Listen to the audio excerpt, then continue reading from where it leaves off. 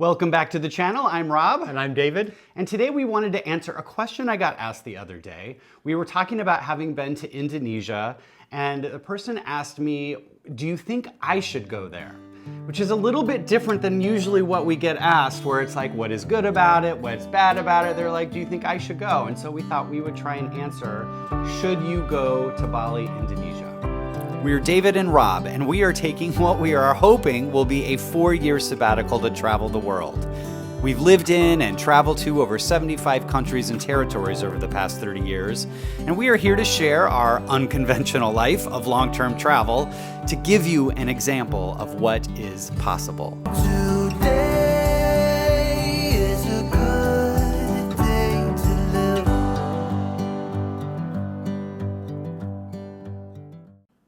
There's a lot we loved about Indonesia and Bali in particular, and one of the big things is the food. Oh my gosh, the food. Yeah, which is funny because I remember the first time we were there, I think it's because we were less adventurous with our eating, but we didn't really love the food. But this time we dove into it, we really looked at what the local foods were, and we sought those out, and we loved them. Yeah, we ate a lot of really good food, and not all of it local food. I mean, there's definitely a lot of foreign food too. We had some really good Mexican food there. And decent pizzas, yeah, everything. Yeah. There's like lots of food, but there's just so many restaurants to go and check out. The local restaurants, if you want local food, look for a place that has Warung in the name, and you'll probably find a lot of the local food. Yes. Yeah. Do you want to tell them about your favorite? My favorite was Warung Abian, and it is way out in the rice fields to the east of the city. So yeah, it was kind of a hard, like we just stumbled across it by accident by almost. luck, and it's beautiful. It is surrounded by the green, and it's open air, and it's a beautiful place, and the food was good, and it was probably some of the cheapest we found also on top of all that. Yeah, it was only a couple of dollars for lunch.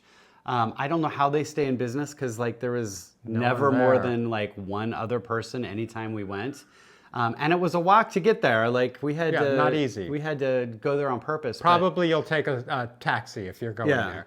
But it's called Warung Abian. Yeah, definitely recommended. My favorite warung was a much more popular one. It's right in town. It's called Warung Sun Sun. Mm-hmm. It is a beautiful little place just off the main road there.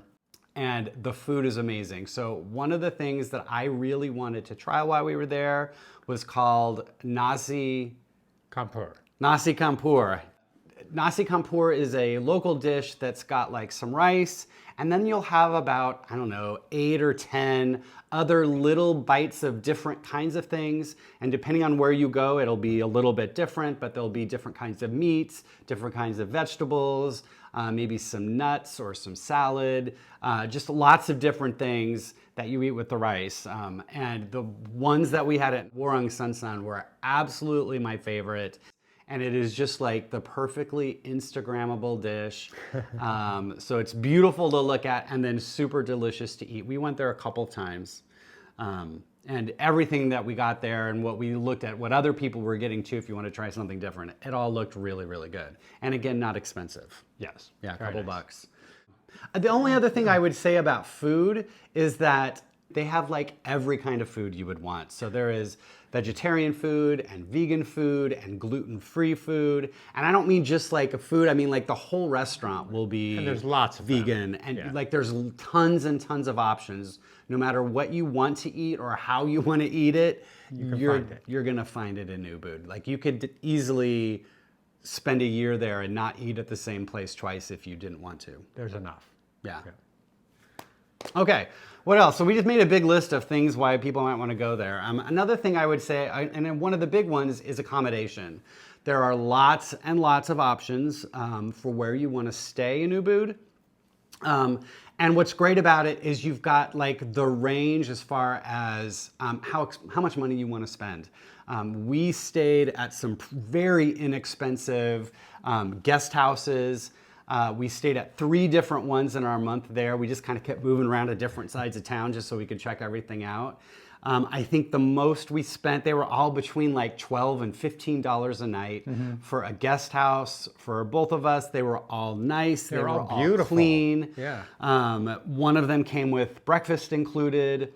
All three of them had a kitchen for us to use. And run by nice people who Yes. are paying attention to you and trying to make sure your stay is nice. Yeah. One had a pool, like very nice places. We were coming there, you know, they still haven't completely recovered from COVID, so I wouldn't be surprised if prices go up a little bit. There were ones that were cheaper. We were looking for places that had kitchens.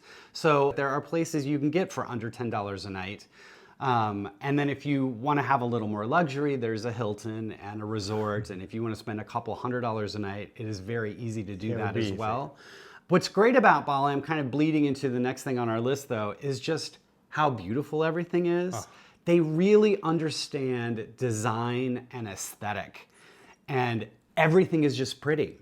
It's like my perfect ideal of what an exotic location should look like. Yeah. The statues are in the right place. The plants that are chosen are perfect. Everything about it is nice. Yeah.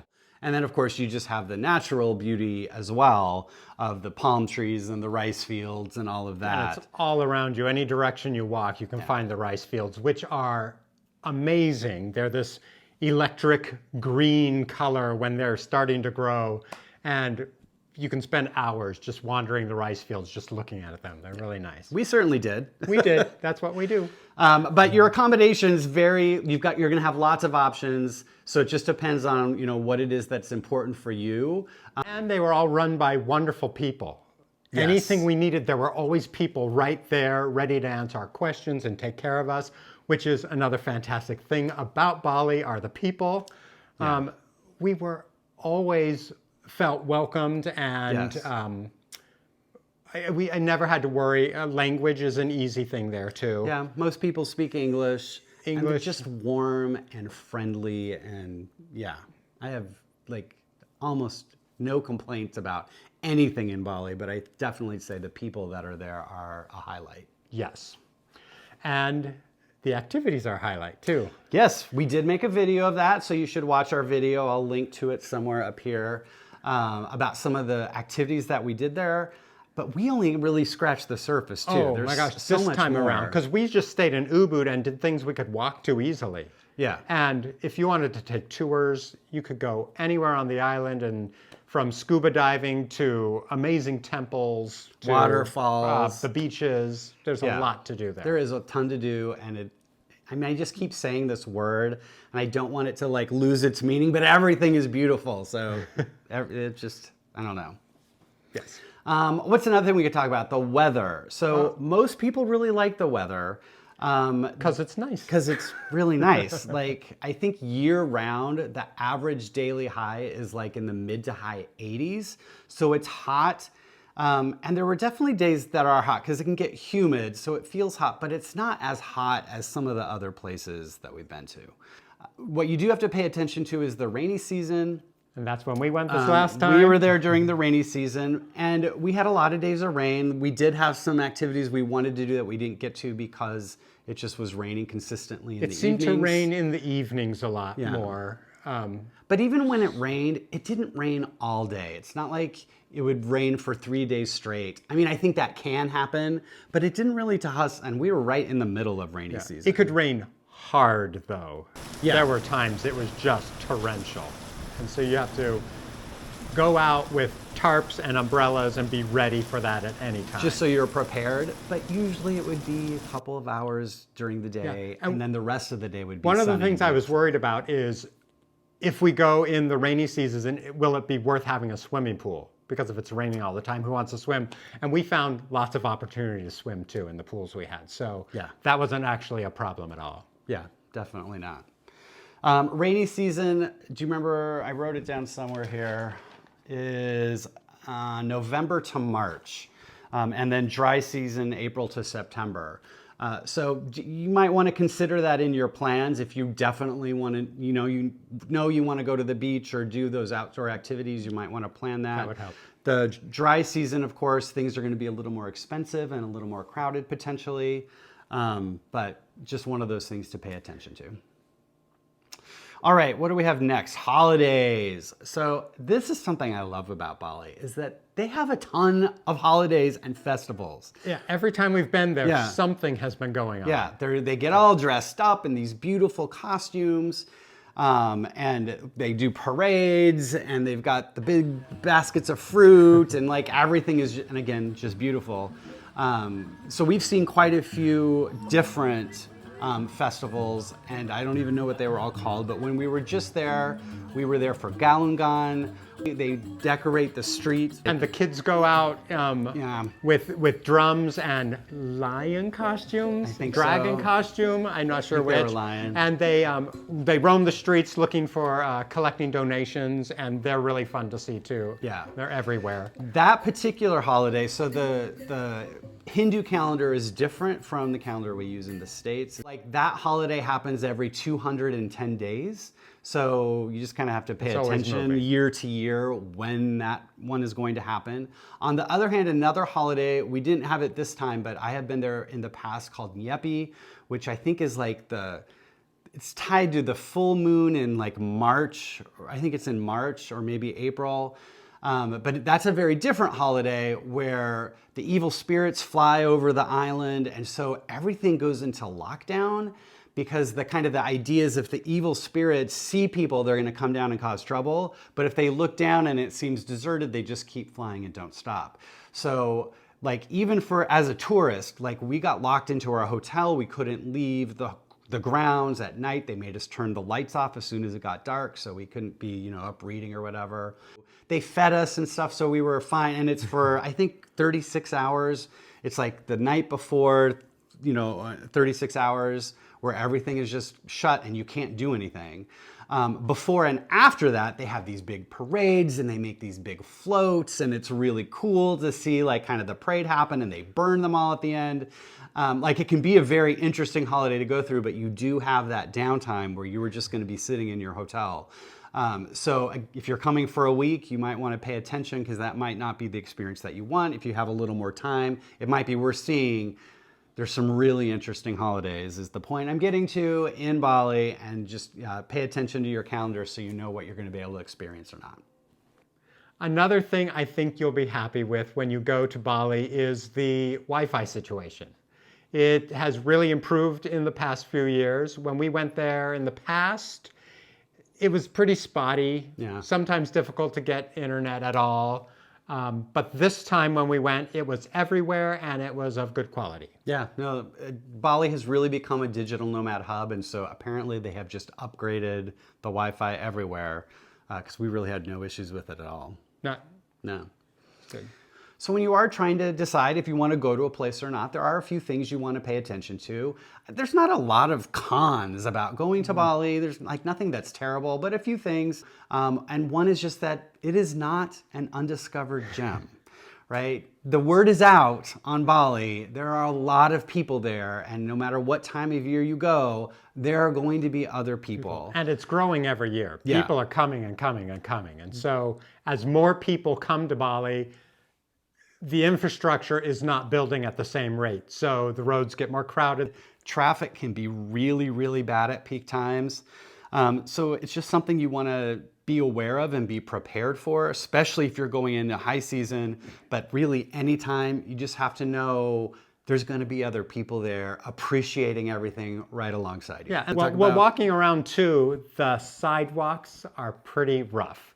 So if you have any mobility issues, you're going to have a rough time in Bali. The sidewalks that exist are broken and small and narrow and crowded. But often they don't exist, and so you're walking in and out of traffic in the road. A lot of times they use the sidewalks. If there is a bigger one, they'll use it for parking for the motorbikes.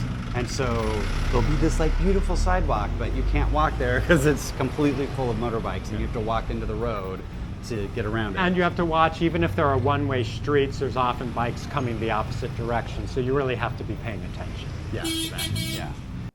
So the last thing we wanted to mention is just money. Bali is kind of one of those places that really runs the range. So this can be a pro or a con depending on how you look at it. But it can go from like backpacker level, very, very inexpensive, to like, there was a hotel we looked at and we got on the website and it said, if you have to ask how much it is, you can't afford it. Like there is the range of everything. And it just depends. You have to know how much money you want to spend, and then you're going to kind of be able to see where you fit into like the range of possibility. But whatever you do pay for, generally the quality is pretty good for that level of what you're paying. Really, if we wanted to splurge and go to dinner, generally for the money we paid, we would get more for our splurge than we would in other places. Definitely. Like those higher end places, even if you're spending a lot of money, are going to be probably way less expensive than if you did the exact same thing, you know, in the States, pretty much or in Europe or anywhere else. Yeah. So it's definitely very good value for money. Yes. I think going to Bali. So I hope that answers the question. Like, it is like a weird question to answer. Like, you know, should I go there or should you go there? You're going to have to make that decision for yourself. But hopefully this video gave you some things to think about of, you know, if you're going to like it or not. But overall, I would definitely say... I would think you will like it. We both recommend Bali as a destination. I think everybody should go there. Yes. How many times have we been there? Like 4 times now? We've been quite a few times. We like it, obviously. If you did enjoy the video, please consider subscribing to our channel so you can get some updates when we release new content. We do release a video every Sunday. We've got another one coming out next week that was kind of fun to film, so hopefully it'll be fun for you to watch. If you have any questions, please feel free to leave a comment below, and we will see you around next week. God. And I think the only thing about Bali is just mentioning how frustrating it can be. Today and not tomorrow.